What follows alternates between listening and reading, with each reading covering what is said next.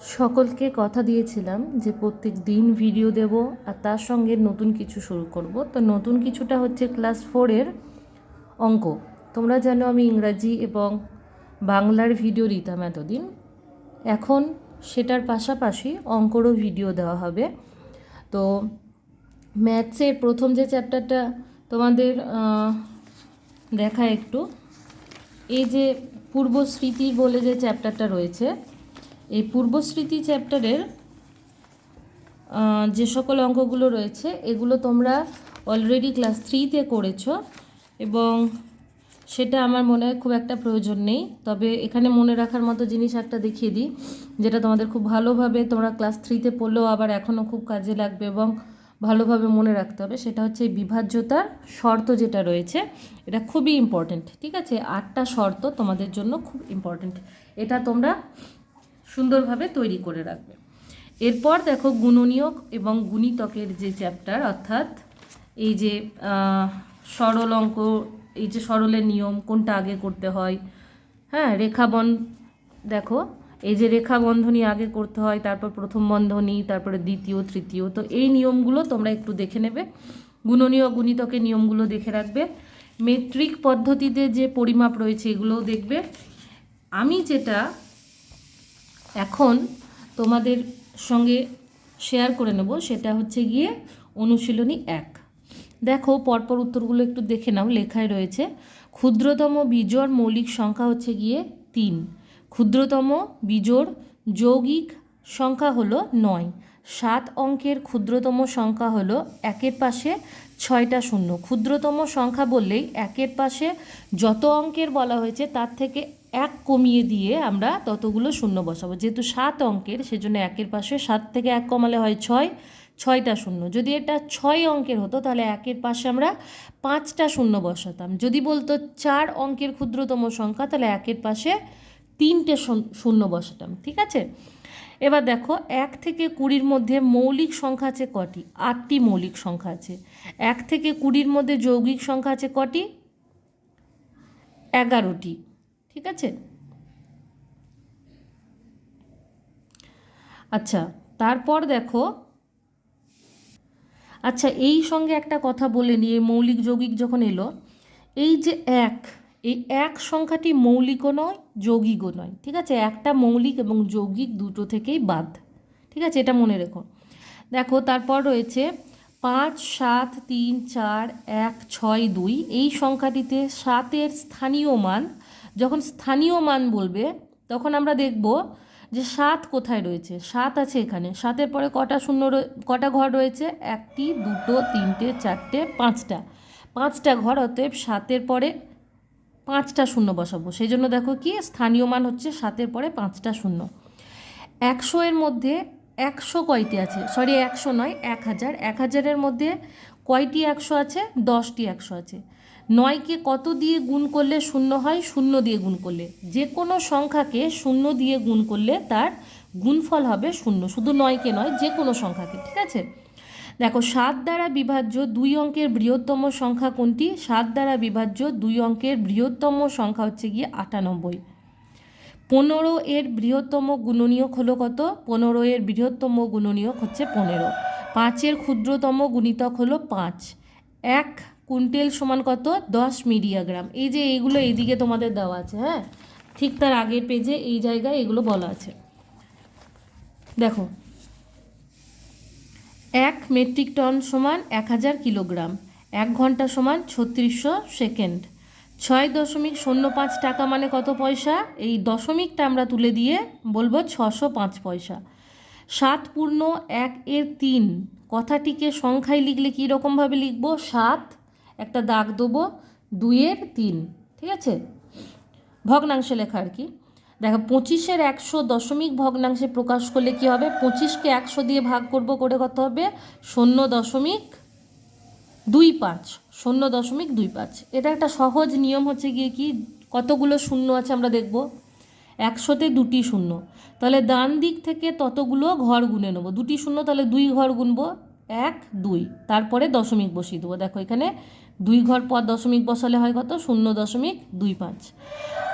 8-এর 7 ও 3-এর 7 ভগ্নাংশ দুটির মধ্যে ছোটকে তিনের 7 হচ্ছে ছোট। যখন এই যে নিচের হরগুলো, নিচেরটাকে বলে হর, ওপরেরটাকে লব বলে, ঠিক আছে? তাহলে নিচেটা যখন সমান হবে তখন ওপরেরগুলো যেটা ছোট সেটা ছোট, যেটা বড় সেটা বড়, ঠিক আছে? সেই জন্য 3-এর 7 হচ্ছে ছোট। তারপর দেখো 2-এর দাগে রয়েছে শূন্যস্থান পূরণ। কি করতে বলেছে? ক এবং খ গুণ করতে বলেছে। ক গণিত খ দেখাচ্ছে, তো গুণ করলে গুণফল, এগুলো আর আমি করে দেখাচ্ছি না, তোমরা আর বাচ্চা নও, তোমরা এগুলো অলরেডি করতে জানো।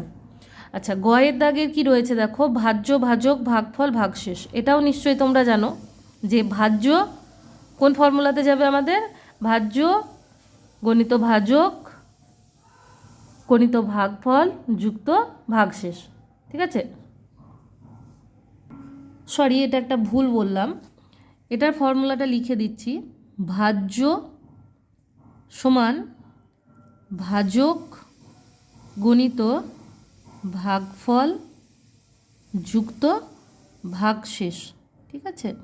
এই যে ফর্মুলা, এই ফর্মুলা ইনপুট করে করে তোমরা এইগুলো করতে পারবে, ঠিক আছে? আর এই ঘয়ের দাগে যেটা রয়েছে, 2-এর 5 করতে গেলে কি করতে হবে? ওপরে 2 নিচে 5, এগুলো একদম সহজ। 3-এর 7 করতে গেলে নিচে যদি 7 হয় তাহলে লব হবে 3, ঠিক আছে? ওই অনুযায়ী তোমরা করে নেবে। এবার তোমাদের করার বা আমার করে দেওয়ার জায়গা যেটা রয়েছে, তোমাদেরকে সাহায্য করার জায়গা যেটা আছে, সেটা হচ্ছে 3-এর দাগে সমাধান করো। তো এই অঙ্কগুলোই আমরা একটু একটু করে খাতায় করে দেখব। তাহলে চলো 3-এর দাগের কয়ের অঙ্কটা আগে আমরা পড়ে নিই। উত্তরবঙ্গ এক্সপ্রেস ট্রেনটি নিউ কোচবিহার স্টেশন থেকে 732 জন যাত্রী নিয়ে শিয়ালদহ স্টেশন উদ্দেশ্যে রওনা হলো। যাত্রাপথে নিউ জলপাইগুড়ি স্টেশনে 150 জন যাত্রী নেমে গেল ও 250 জন যাত্রী উঠল। মালদা স্টেশনে 300 জন নেমে গেল ও 332 জন উঠল। কতজন যাত্রী নিয়ে ট্রেনটি শিয়ালদহ পৌঁছালো?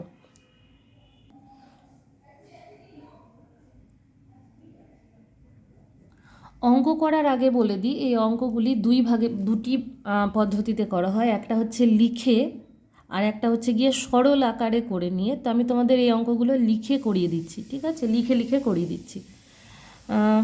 দেখো, প্রথমেই আমাদের অঙ্কতে বলা হয়েছে কি যে ট্রেনটি মোট 732 জন যাত্রী নিয়ে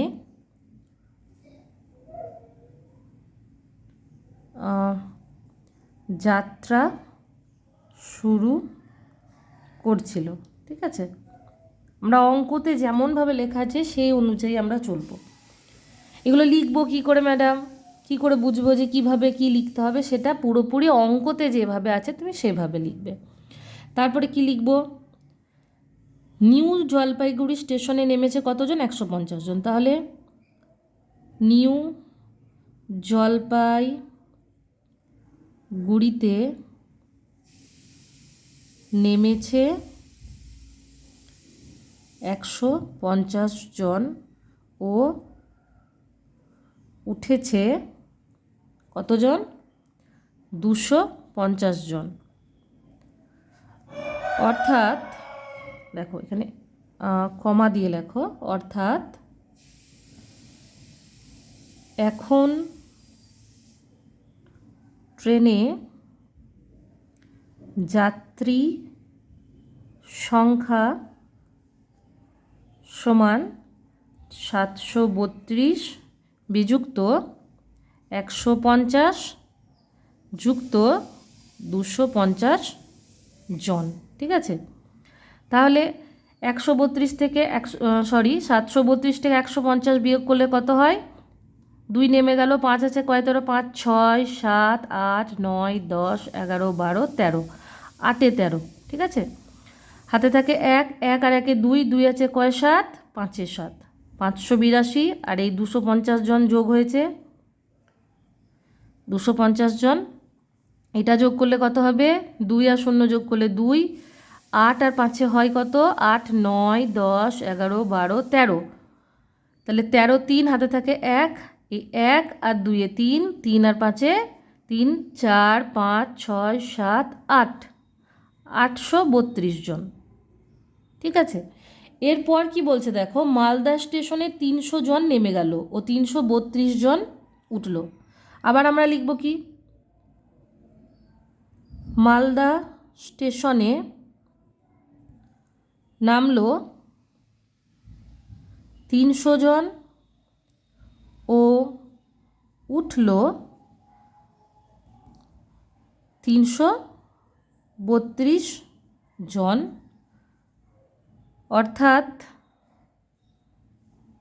অর্থাৎ এখন ট্রেনে যাত্রী সংখ্যা কত না, কতজন ছিল আমাদের 832 জন। সেখান থেকে নেমে গেছে কজন, 300 জন নেমে গেছে, অর্থাৎ বিয়োগ হয়ে গেল। তারপর আবার উঠেছে, অর্থাৎ আবার যোগ করব, 332 জন যোগ করলাম। ঠিক আছে, এবার বিয়োগ করলে দেখো শূন্য রয়েছে, অতএব ওপরে যা আছে সেটা নেমে যাবে। তোমরা এগুলো রাফে গিয়ে পেতে পেতে করতে পারো, আমি এখানে ডিরেক্ট করে দেখাচ্ছি। ঠিক আছে, আচ্ছা রাফে কিভাবে করবে সেটা একবার এখানে দেখিয়ে দিই। অনেকেই হয়তো আবার এটা নিয়ে সমস্যায় পড়তে পারো। রাফে এইভাবে বিয়োগ করবে, ওপর থেকে নিচে শূন্য রয়েছে অর্থাৎ 2, 3 থেকে শূন্য বাদ দিলে থাকে 3, 3 আছে কয় 8, 3, 4, 5, 6, 7, 8, 5 8, অতএব এটা কি 532। তার সঙ্গে 332 জন যোগ করলাম, কত হলো, এই 2 আর 2 হয় 4, 3 আর 3 হয় 6, 5 আর 3 কত 8, তাহলে 864 জন। এবার উত্তর আমরা কীরকমভাবে লিখব দেখো, উত্তর লিখব অতএব 864 জন যাত্রী নিয়ে ট্রেনটি শিয়ালদহ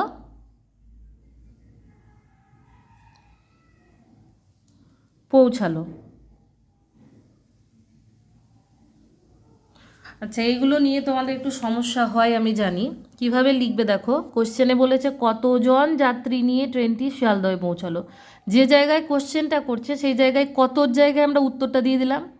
ঠিক আছে, তারপরে কি লিখলাম, জন যাত্রী নিয়ে ট্রেনটি শিয়ালদহে পৌঁছালো। দেখো সেম এটাই লেখা হয়েছে যে 864 জন যাত্রী নিয়ে ট্রেনটি শিয়ালদহ পৌঁছালো। তোমরা উত্তর মিলিয়ে নিও, দেখবে উত্তর আছে কত, 864 জন। ঠিক আছে, পরের অঙ্কটা করব। অঙ্ক করার আগে আমরা ক্ষয়ের অঙ্কটা পড়ে নিই। 26শে জানুয়ারি প্রজাতন্ত্র দিবস উপলক্ষে বিদ্যালয়ে উপস্থিত 200 জন ছাত্রছাত্রীর প্রত্যেককে 3টি করে চকলেট দেওয়া হবে বলে ঠিক করা হলো। একটি প্যাকেটে 50টি করে চকলেট থাকলে মোট কত প্যাকেট চকলেট আনা হলো। দেখো 200 জন ছাত্রছাত্রী, প্রত্যেককে কত 3টে করে, তাহলে একজনকে যদি 3টে দেওয়া হয় 200 জনকে কত 3 দিয়ে আমরা গুণ করব, করে যতজন বেরোবে ততটা চকলেট লাগবে। এবার একটি প্যাকেটে 50টি আছে, তাহলে ওই যতটি চকলেট বেরিয়েছে সেটি কতগুলি প্যাকেটে থাকবে বের করতে গেলে কী করতে হবে আমাকে, না 50 দিয়ে ভাগ করে দিতে হবে। আচ্ছা, এখানে একটা কথা বলি যে আগের অঙ্কটা আমরা সরল আকারে কিভাবে করতে পারতাম ওটা দেখিয়ে দিই। হ্যাঁ, আগের অঙ্কটি অথবা দিয়ে আমি দেখো দেখিয়ে দিচ্ছি। অনেক স্কুলে বলে লিখে করতে, অর্থাৎ এই আগেরটার মতো। অনেক স্কুলে আবার বলে সরল আকারে করো।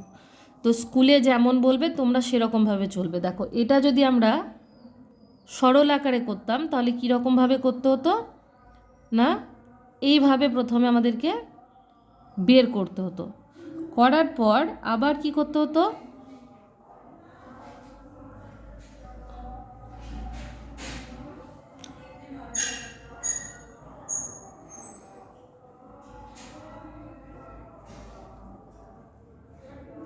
এইভাবে আমাকে বের করতে হতো।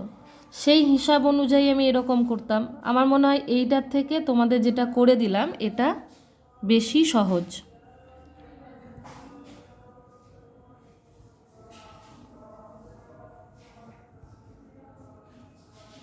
একটু লিখতে কষ্ট হলেও বা লিখতে টাইম লাগলেও আমার মনে হয় যে এরকমভাবে কোশ্চেনের সরল আকারে সাজানো, কোথায় কোন ব্র্যাকেট পড়বে সেটা বুঝে করাচ্ছে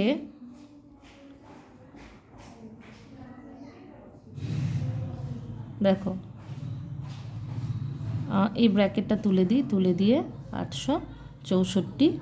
এবার এখানে উত্তরটা আমি এই নিচেতে লিখতে হতো, কিন্তু আমি এখানে লিখে দিচ্ছি। অতএব 864 জন যাত্রী নিয়ে ট্রেনটি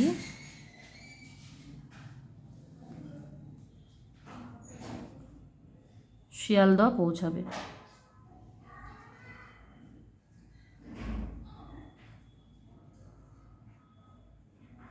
ঠিক আছে, এটা হচ্ছে গিয়ে 2 নাম্বার নিয়ম। আমি পার্সোনালি এটার চেয়ে এইটাকে প্রিফার করি। ঠিক আছে, তো পরবর্তী অঙ্কগুলো সব আমি এরকমভাবে করে দিচ্ছি, সবগুলোই তোমরা এইভাবেও করতে পারো। তো ক্ষয়ের অঙ্কটা তো আমরা পড়লামই, চকলেটের অঙ্ক যেটা, তো সেই অঙ্কটা করি। দেখো কি বলেছে, 200 জন, আমরা অঙ্ক দেখে দেখে লিখব। ঠিক আছে, 200 জন ছাত্রছাত্রীকে 3টি করে চকলেট দিলে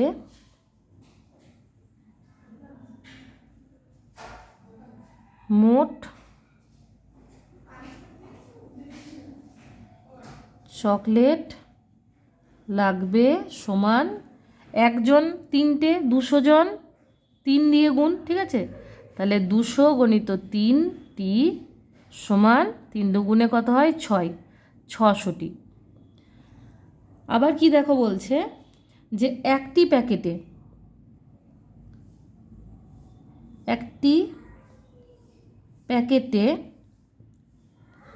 50টি থাকলে 600টি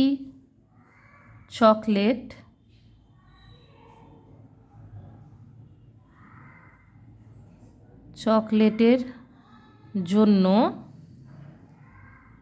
প্যাকেট লাগবে সমান কটি, 600 ভাজিত 50টি। এই টিগুলো ব্র্যাকেট দিয়ে লেখা দরকার। তো আমরা এটা যদি দেখি কটি লাগবে, আমরা 600কে এখানে, তোমরা রাফে করবে, এটা আমি তোমাদেরকে এখানে করে দেখাচ্ছি। 600কে কী করবো, আমরা সিম্পলি 50 দিয়ে ভাগ করব। ঠিক আছে, দেখো 50 একে কত 50, কত পড়ে রইল 100, ওপর থেকে 0 নামালাম 100, 50 দুগুণে 100। ঠিক আছে, তাহলে কত হলো উত্তর, 12টি। এবার আমরা উত্তর লিখব কীরকমভাবে, দেখো কি বলছে, মোট কত প্যাকেট চকলেট আনা হলো, অতএব মোট 12 প্যাকেট চকলেট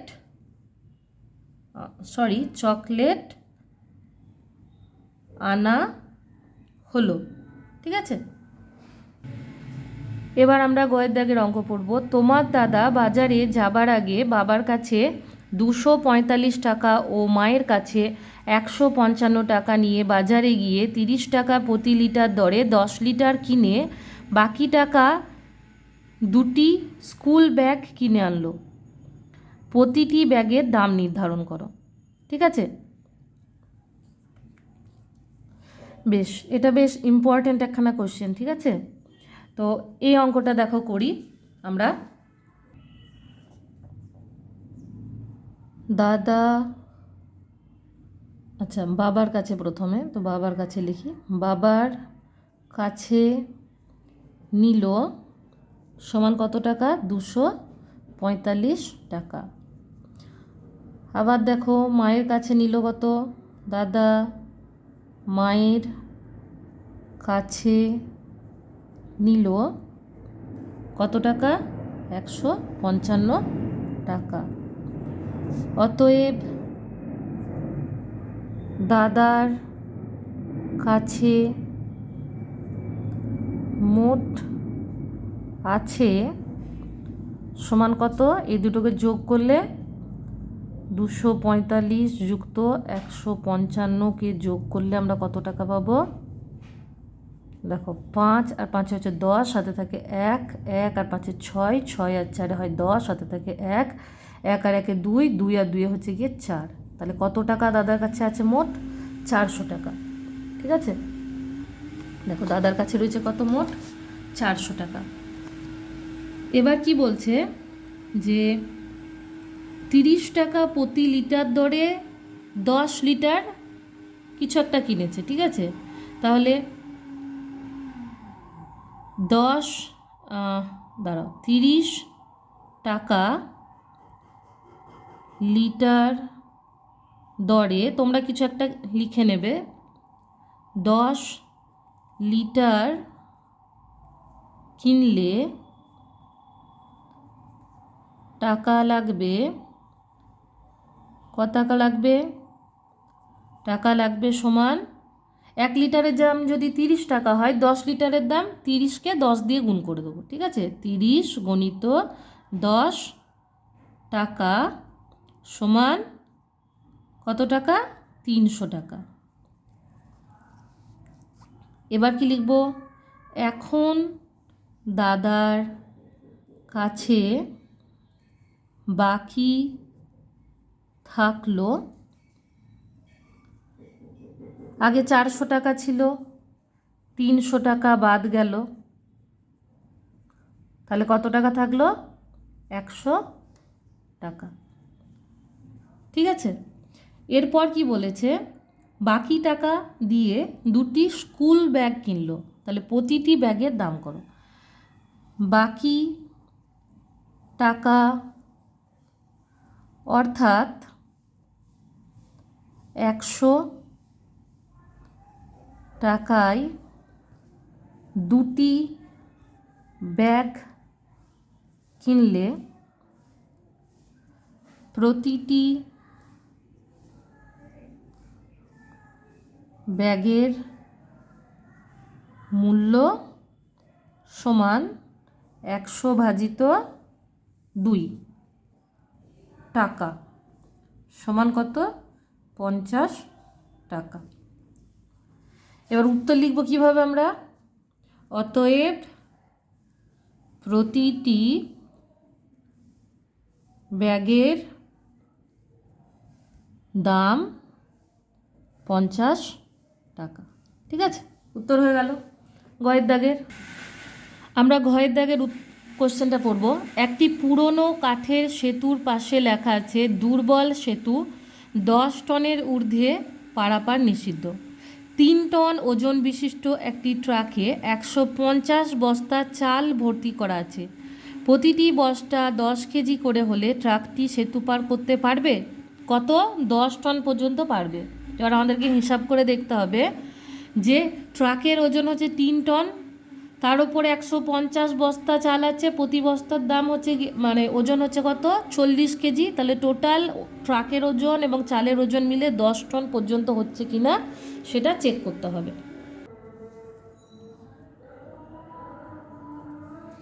দেখো, একটি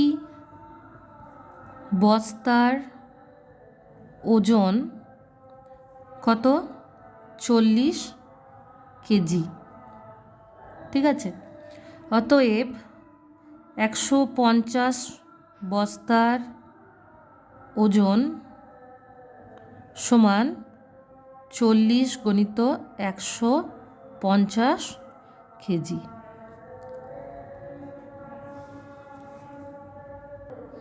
এটাকে গুণ করে আমরা পাবো কত? 6000 কেজি। আচ্ছা, তোমরা এই গুণগুলো রাফে করে নেবে। ঠিক আছে, আমি তোমাদের সুবিধার্থে করে দেখাচ্ছি একবার। দেখো, 0 দিয়ে গুণ করলে সবগুলো ওপরে 0, একটা ঘর কাটলাম, 4 0 0, 4 5 20, হাতে থেকে 2, 4 1 4, 6। অতএব কত হলো? এইটাই বেরোলো। ঠিক আছে, 6000 কেজি। আচ্ছা, 6000 কেজি বেরিয়েছে। 6000 কেজি অর্থাৎ হচ্ছে গিয়ে কত? 6 টন। কিভাবে? দেখো, রাফের মধ্যে লিখে দিচ্ছি। 1000 কেজি সমান হচ্ছে গিয়ে 1 টন। এই চ্যাপ্টারের আগের পেজে এগুলো দেওয়া আছে। ঠিক আছে, তাহলে 6 টন। তারপর আমরা আচ্ছা, চালের বস্তার ওজন আমরা 6 টন পেলাম, আর ট্রাকটার ওজন দেওয়া আছে কত? 3 টন। তাহলে কিভাবে লিখব? আমরা জানি ট্রাকটির ওজন 3 টন। চালের বস্তা সহ ট্রাকটির ওজন হবে 3 + 6 টন সমান 9 টন। যেহেতু প্রশ্নতে কি বলা আছে 10 টনের ঊর্ধ্বে পারাপার নিষিদ্ধ, তাহলে 9 টন হচ্ছে টোটাল। অতএব ট্রাকটি সেতু পার করতে পারবে। তাহলে কি লিখব? যেহেতু 10 টন অবধি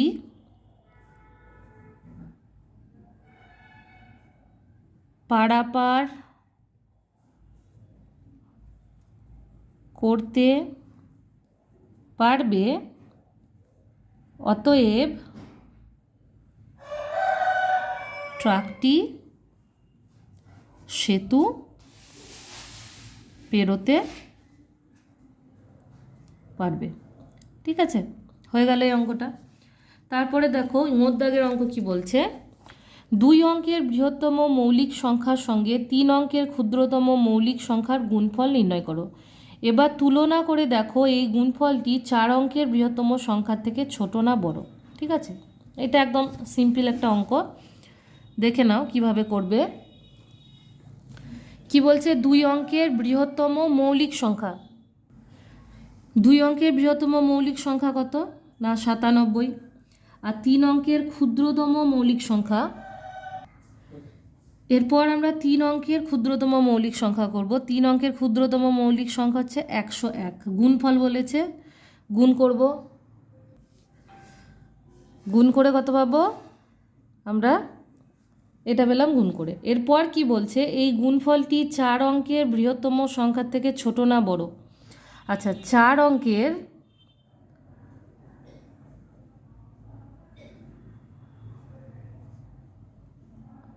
বৃহত্তম সংখ্যা হলো কত? 4টি নয়। আর এটা হচ্ছে গিয়ে কত? এই দুটোর গুণফল কত পেয়েছি আমরা? 9797। তাহলে আমরা তুলনা করে দেখব কি যে কোনটা বড় কোনটা ছোট। অতএব গুণফলটি 4 অঙ্কের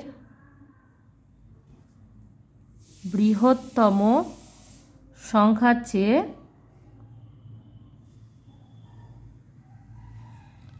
বড়। ঠিক আছে, এই হচ্ছে গিয়ে তোমাদের 3 দাগের যে কোশ্চেনগুলো ছিল সেগুলোর উত্তর। ভিডিও অনেকটাই লং হয়ে গেছে, সেজন্য আমি আজকে আর 4 দাগের, 5 দাগের, 6 দাগ, 5 দাগের আবার 2টি আছে, সরল করো আছে। তো এই যে অঙ্কগুলো রয়েছে এগুলো এই ভিডিওতে আর দিচ্ছি না, এটা কালকের ভিডিওতে থাকবে। ভিডিওটা ভালো লাগলে লাইক করবে আর বন্ধুদের সঙ্গে শেয়ার করে নেবে।